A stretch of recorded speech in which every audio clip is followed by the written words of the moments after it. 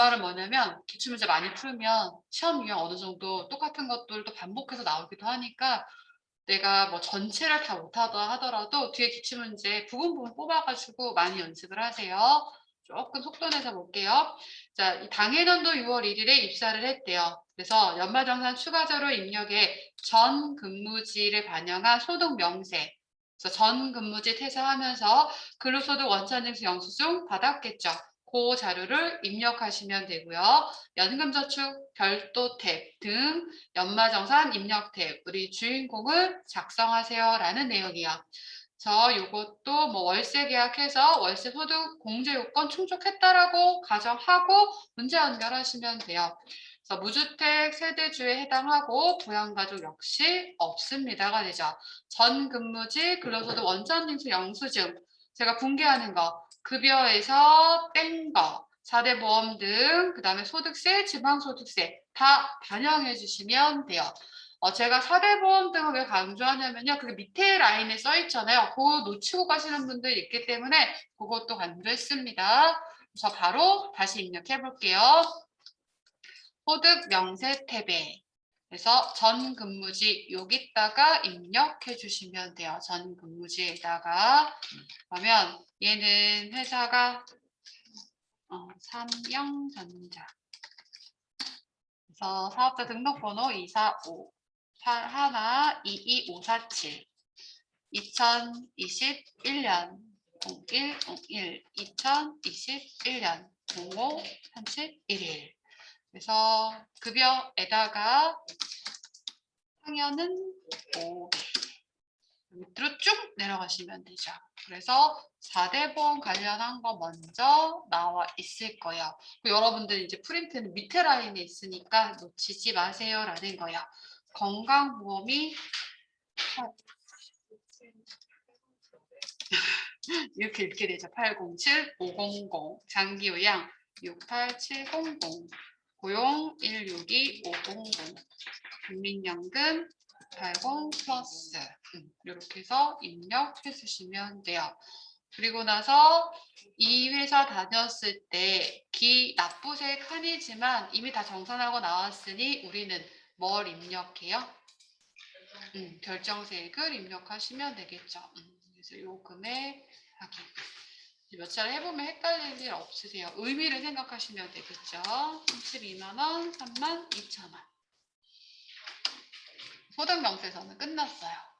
자, 그럼 똑같은 문제 유형이니까 바로 확인하고 간 거고요. 본인밖에 없고 부양가족은 없다고 했어요. 그럼 자동차 보험료 보장성에 입력하시면 되고요. 되는 거 바로 번역. 그다음에 교육비 본인 대학원만 되고 의료비 안경 구입 50만 원 오케이. 질병치료비 450 오케이. 그러니 얼마? 500. 그런데 신용카드로 긁었대요. 그럼 신용카드에서 얘는 중복공제 대상이니까 포함되어 있습니다. 오케이. 그대로 두시면 되죠. 나머지 각각 칸에 입력. 월세 별도 탭에다가 여러분 스스로도 문제 풀면서 체크를 해주세요. 놓치지 않게 체크하시고. 그래서 연간 월세 지급액을 알려주는 경우도 있고 월세를 알려주는 경우도 있어요. 우리가 필요한 건 뭐다?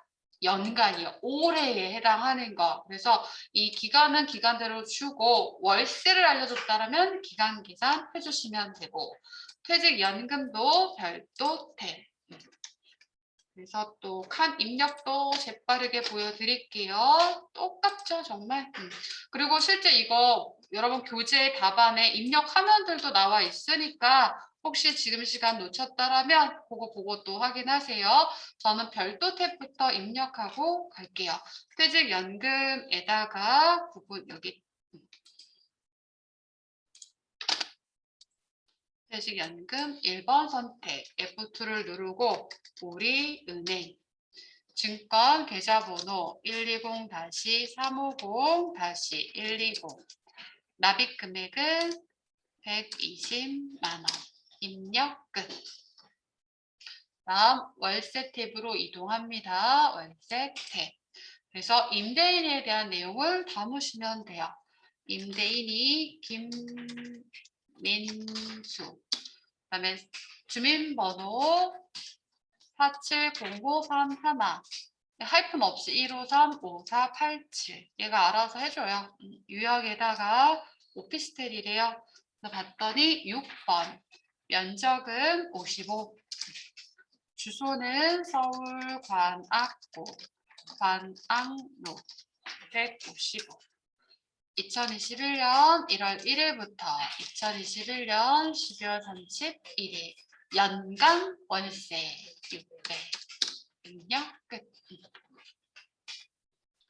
그리고 나면 이제 주인공 탭으로 이동을 하면 이미 들어와 있을 거예요. 그래서 이제 필요한 거 입력하시면 되는데 저는 신용카드 소득공제 먼저 할게요. 그래서 해당 칸에 또르르 입력하기로 한 거 1170 직불 153만 현금 120 이렇게 끝. 쉬운 문제들 반복해서 익숙해지면 조금 문제를 복잡한 걸 또 풀어보시면 되시겠죠. 그리고 오른쪽에 가서 세액공제.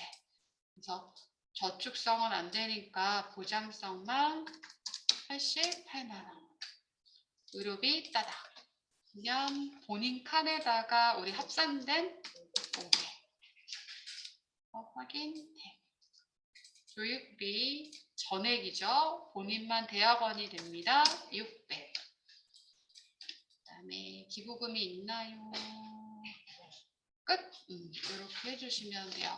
제가 아까 해보세요 시간 들여서 조금 속도감 있게 또 똑같은 유형이라서 해봤고요.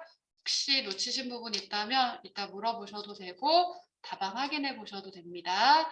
자, 마지막 문제 해볼게요. 마지막 문제.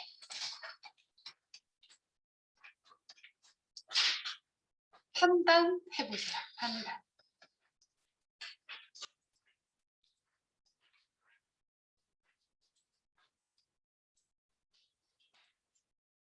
최수지 문제 푸시면 돼요.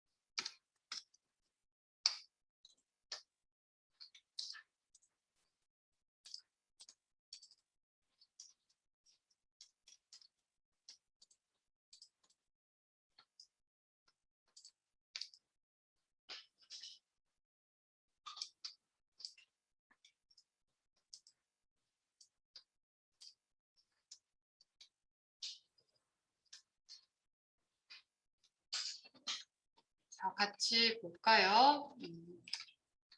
최수지 사원의 연말정산 추가자료 입력 메뉴에 연말정산 입력 탭을 반영하래요. 늘 가던 주인공입니다. 아래 표시된 부양가족 외에 가족이 없대요. 봤더니 본인 최수지하고 자녀 최딸기 딸랑 둘밖에 없죠. 그리고 부양가족의 소득 금액은 없대요. 그래서 자녀 소득 없습니다. 지출 내역은 모두 국세청 연말정산 간소화 자료를 확인된 내용이래요. 자, 먼저 본인 내역 보도록 할게요. 보험료, 의료비, 교육비, 기부금은 특별세 공제고요. 신용카드 등 사용액 공제는 소득 공제죠. 그래서 나이, 소득 요건 따지는 거 보시고 본인 건이니까 나이, 소득 요건은 다 오케이가 될 거고요. 보험료 공제는 보장성 보험료, 생명보험료라고 했으니 한도 100만 원, 72만 원, 오케이. 요거 그대로 입력하시면 되고요. 의료비는 본인은 전액공제 대상이죠. 미용 목적으로 성형수술한 거 될까요? 안 되죠. 요거 안 됩니다. 시력 보정용 안경 구입한 거 돼요? 돼요. 50만 원 되고 동네 약국에 질병에 대한 약품을 구입한 거 될까요? 돼요. 그래서 본인 전액 공제되는 의료비는 95만 원. 교육비 본인은 전액 공제 대상입니다. 대학원 등록금 되나요? 돼요. 대학원은 본인만 돼요.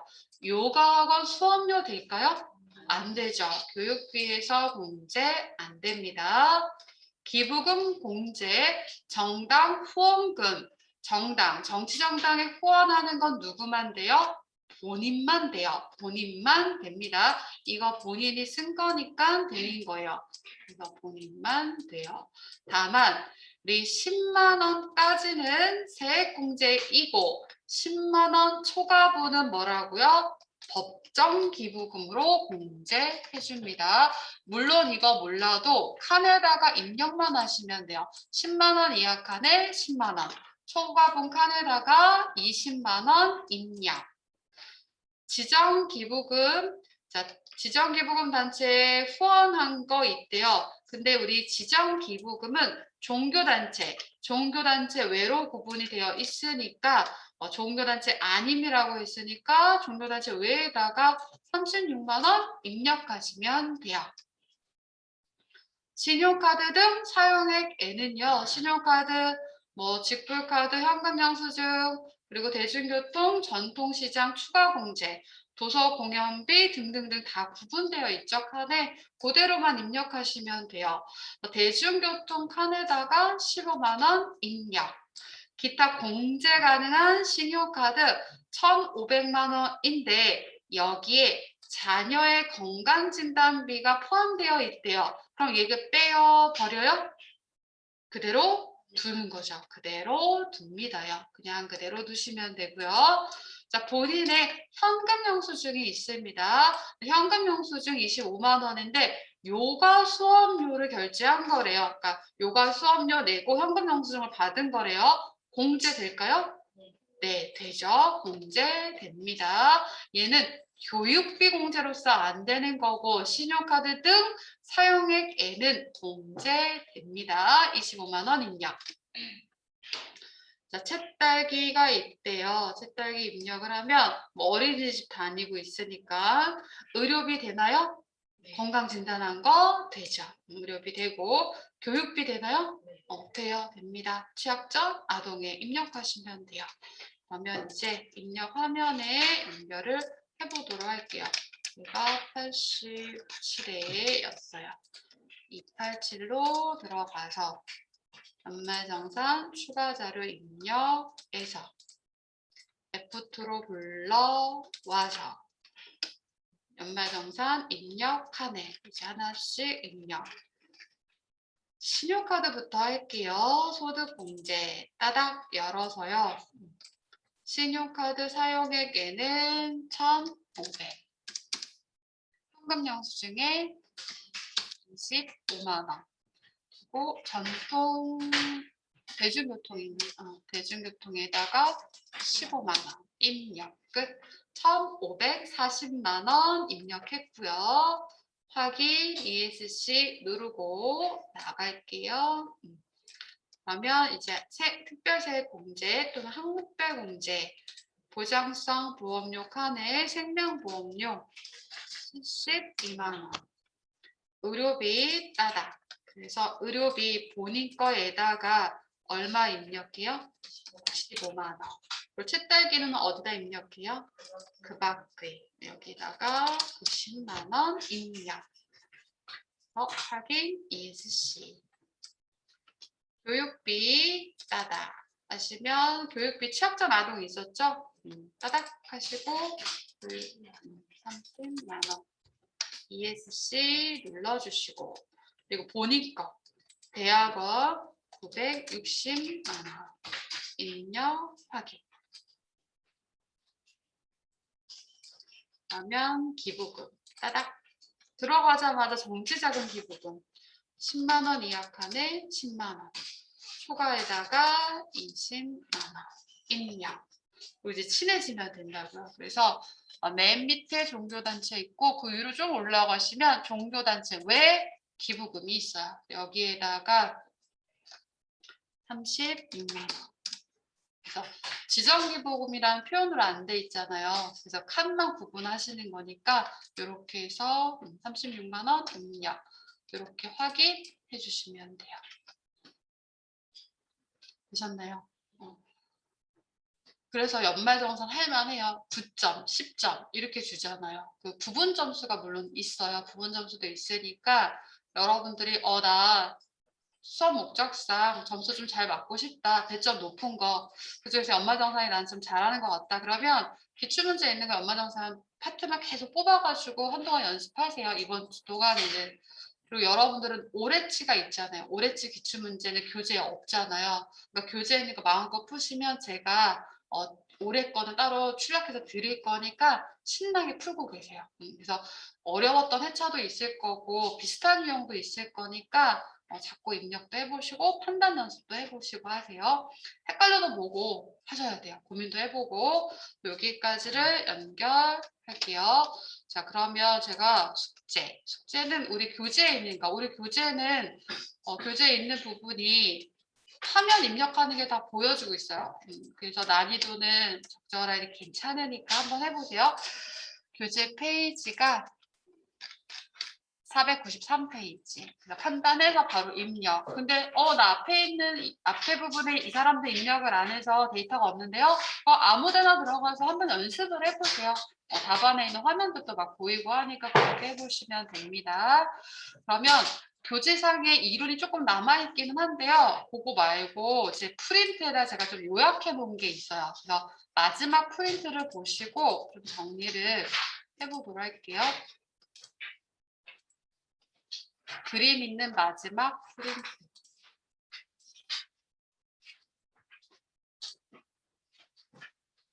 우리 오늘 나눠드린 거에 마지막 프린트 한 장에 뭐라 이렇게 돼 있어요. 요거를 마무리하고 시간 좀 남으면 재무에게 또 제가 시작을 또 할 거예요. 자, 요거 보도록 할게요. 소득세 신고 납부 절차라고 되어 있는 부분인데요. 여기 중간 예납이라는 게 되어 있어요. 우리 개인 소득세 보시면 이배사 금연계 사업소득자들이 있잖아요. 그래서 이 사업소득자들에 대해서 중간 예납하는 제도가 있습니다. 그래서 중간 예납은 누구? 사업소득이 있는 거주자. 윗줄을 통째로 쫙 해주시고 또 교재 페이지도 제가 넣어놨으니까 이 파트도 참고해서 보시면 돼요. 그래서 중간 예납은 고지 납부인데 10월 30일까지 납부 기한입니다. 이번 달 말일이죠. 그래서 소득세를 미리 납부하는 걸 얘기합니다. 그래서 거기 박스 밑에 보시면은요. 중간예납 대상자는 사업소득이 있는 거주자 다시 써 있는데요. 다음의 경우에는 중간예납 의무가 없다. 중간예납 의무가 없다를 이렇게 체크를 해볼게요. 다음의 경우는 중간예납 안 해도 됩니다. 라는 얘기예요. 신규 사업자는 안 해도 돼요. 그리고 사업소득자 중에서 수시부가 소득이 있는 자는 어차피 수시부가 되는 거니까 중간예납 안 해도 된대요. 그 다음에 우리 사업소득자 중에서 우리 이론하실 때 보험 모집인, 방문 판매원, 뭐 음료 배달원 이분들 얘기했었었죠. 그래서 연말 대상 합니다. 이런 얘기했었는데 혹시 그 기준금액 기억나세요? 직전 연도 총 수익 금액 7,500만 원이라고 했습니다. 써볼까요? 두루두루 기억할 겸 직전 총 수익 금액이죠. 7,500만 원. 이것도 다시 한번 체크해 두시면 되고.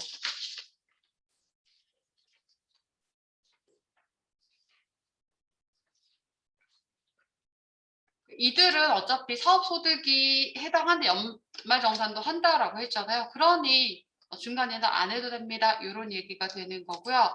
그다음에 우리 납세조합 얘기도 했었죠. 농수산물 이렇게 판매하시는 분들 납세조합에 가입을 하면 납세조합 세액공제 같은 것도 해줘요. 그래서 이렇게 납세조합을 통해서 소득세를 매월 원천징수에서 납부한다. 그러면 중간예납 안 해도 됩니다. 이런 얘기.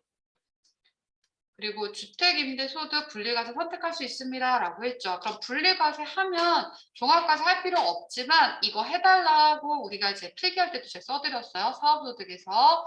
분리과세 선택을 하지만 종합소득 과세표시 확정 신고할 때 반영은 해주세요. 그러니까 당연히 중간예납 대상자는 아닙니다. 이런 얘기. 그 다음에 다시 위로 올라가 볼 건데요. 사업장 현황 신고라는 게 있습니다. 자, 우리 여기는 소득세법인데 부가가치 세법을 생각을 하시면은요.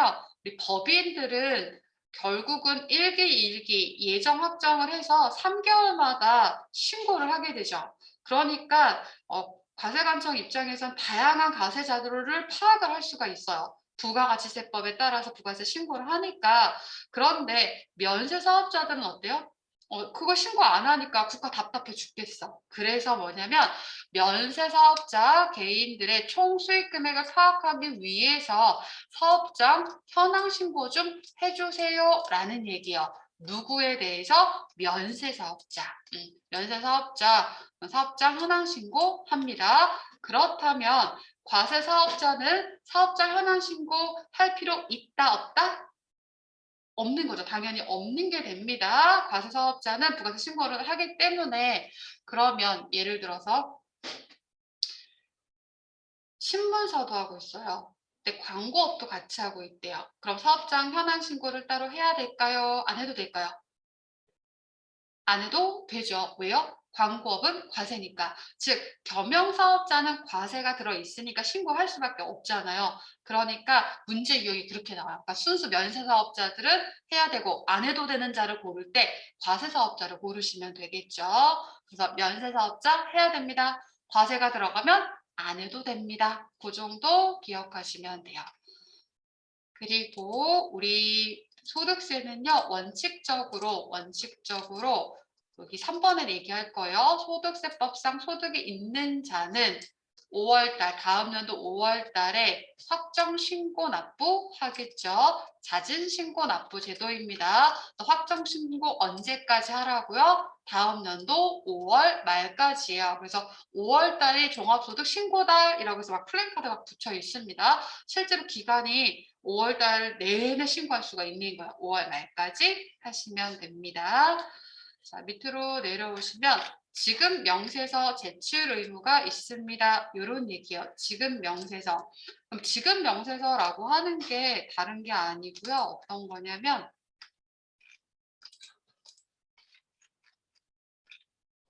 보셨어요? 지급 명세서 어떻게 생겼는지 보여드릴게요. 그럼 근로소득 연천징수 영수증 보신 적 있으세요? 바뀌었죠. 내가 퇴사하면 주는 거니까. 그리고 어디다 내야 돼요? 대출 받을 때. 이거 내라고 하잖아요. 그죠? 여러분 이게 보시면 이렇게 생겼어요. 여기 원천징수 영수증이라고 써있는 바로 밑에 그대로 이게 지급 명세서예요. 원천징수 영수증이 그대로 지급 명세서예요. 그래서 뭐 소득자 보관, 발행자 보관 뭐 이렇게 보고요 이렇게 돼 있는 거 이게 지급 명세서구나라고 보시면 되세요. 그래서 제출 의무자, 소득세, 납세 의무가 있는 개인에게 소득을 지급하는 자는 지급 명세서를 제출을 해야 됩니다. 이때 원칙은요. 다음 연도 2월 말일에 이제 예외가 있는데요. 제가 파란 색깔로 쓴 게 바뀐 거예요. 올해 바뀐 걸 제가 파란 색깔로 써놓은 건데 휴업이나 폐업을 하게 되면 그 휴업, 폐업일이 속하는 달의 다음 달 말일까지 하면 된대요. 그래서 우리가 속해 있는 근로소득, 뭐 퇴직소득, 사업소득은 이제 기한이 제출 기한인 거죠. 3월 10일에 해당하고 일용근로소득이 바뀌었어요. 일용근로소득이 지급일이 속하는 달을 다음 달 말일 이렇게 바뀌었는데요. 요거 하나만 좀 써주실래요? 제가 아까 이제 수업하기 전에 저도 살짝 써놨는데 간이지급 명세서라는 걸 제출을 해요. 그러니까 여러분들 상용 근로자들이잖아요. 그럼 이제 매달 하는 거니까 귀찮아. 그래서 반기를 했던 거예요. 반기를 하는 겁니다. 반기를 하는 건데 여기 한번 얼른 써보세요. 상용 근로소득이 있는 자도 되고 원천징수 대상 사업소득자 있잖아요. 원천징수합니다. 저 같은 경우도 하고 근데 이때에도 똑같았어요. 그러니까 제가 1월에서 6월만 써놨는데 7월에서 12월도 이제 반기를 해야 되는 거죠. 이게 반기라는 건데 이 원천징수 대상 사업소득이 반기에서 매월로 바뀌었어요. 그래서 그것만 그냥 써볼게요. 반기. 매번, 매반기? 우리 이렇게 표현을 해요. 이거를 매월로 바뀌었어요. 매월. 그래서 이 일용근로 소득자처럼 바뀌었어요. 이렇게 똑같이. 이들도 이렇게 하면 돼요. 지급이 속하는 달을 다음 달 말일까지. 근데 그게 7월 이후 지급하는 소득부터 7월 이후 지급하는 소득부터 그렇게 하시면 됩니다. 이런 얘기인데 이게 막 시험에 막 자세하게 나오는 건 아니지만 그래도 올해 바뀐 부분이 있고 교재에도 막 이렇게 저렇게 왔다 갔다 써 있으니까 하나만 확인해서 써두시고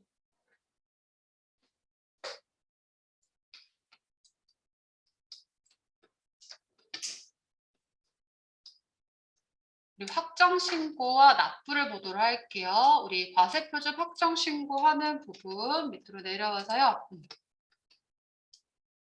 당해년도 소득금액이 있는 거주자는 소득의 과세표준을 다음 연도 5월 1일부터 5월 31일까지 신고합니다. 신고 납부합니다. 이런 얘기죠. 우리 이제 기본이요. 확정신고라고 하는 거 5월 달에 종합소득 확정신고하는 거예요. 그럼 이때요. 확정신고는 해당 과세기간에 과세표준이 없거나 결손금이 있는 경우에도 하게 됩니다. 라는 건데 이때 중요한 게 요거예요.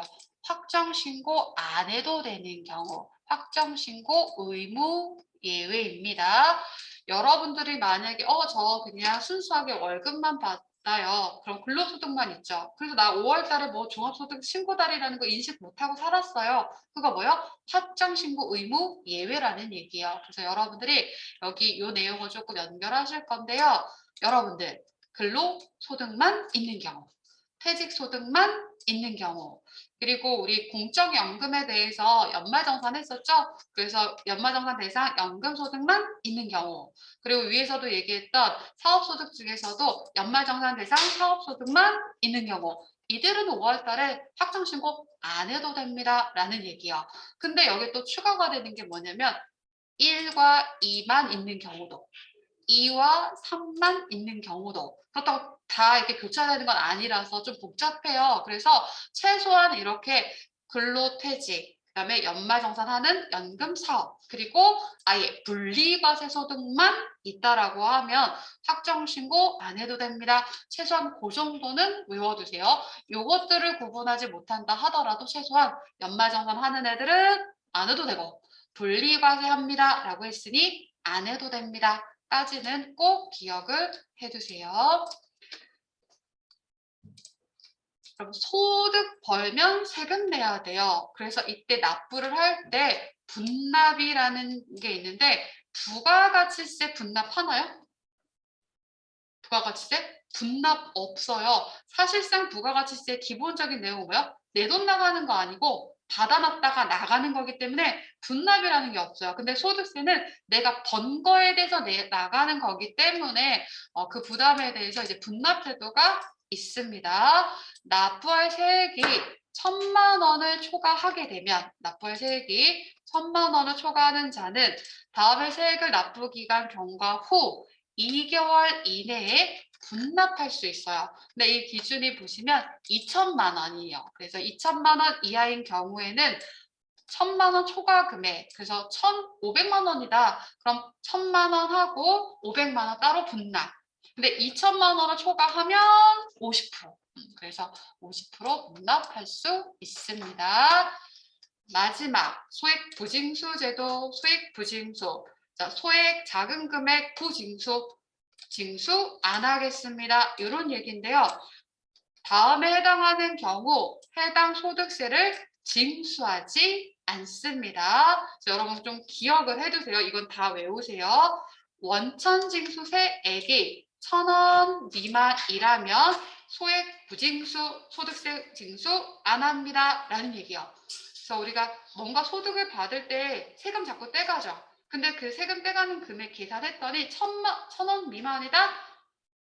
얘는 징수 안 합니다요. 그런데 여러분 요즘 통장 보세요.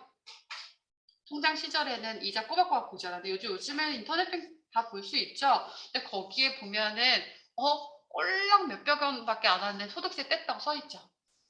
근데 보세요. 방금 원천징수 세액은 1,000원 미만은 소액 부징수라면서요. 근데 은행에 돈 들어온 건데 몇백 원인데 다 세금 떼갔다고요. 이건 뭐냐면 이자 소득은 제외인 거예요. 이자 소득은 제외입니다. 왜 그럴까요? 왜 그러긴요. 1,000원 미만은 징수 안 할게 라고 이제 큰 소리 쳤어. 근데 이자 소득은 어때요? 전 국민이 있을 수 있잖아요. 은행 계좌 몇 개씩 있을 수 있죠. 막 3살, 5살짜리 애들도. 근데 그 1,000원 미만을 포기할 수 없어. 그 엄청 많은 금액이겠죠. 요거 포기할 수 없다. 그걸 기억하시고요. 아까 위에서 얘기했던 납세조합 징수 1,000원 미만 동일합니다. 그 다음에 요거는 따로 외우세요. 중간예납세액 30만 원 미만. 30만 원 기억하세요. 여러분들이 또 기억할란가 모르겠는데 우리 부가가치세에서도 소액 부징수 과세 안 합니다. 30만 원.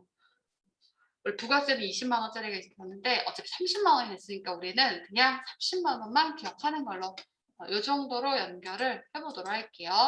그래서 최소한 프린트, 시간 조금 여유되면 교재 범위, 그리고 교재 바로 뒤에 있는 문제들 풀어보셔도 좋은데 시간이 안 된다. 그럼 기출문제 위주로 연결하시는 게 좀 시간상 유리하실 거예요. 그래서 여기까지 연마정사 하시고요. 마무리.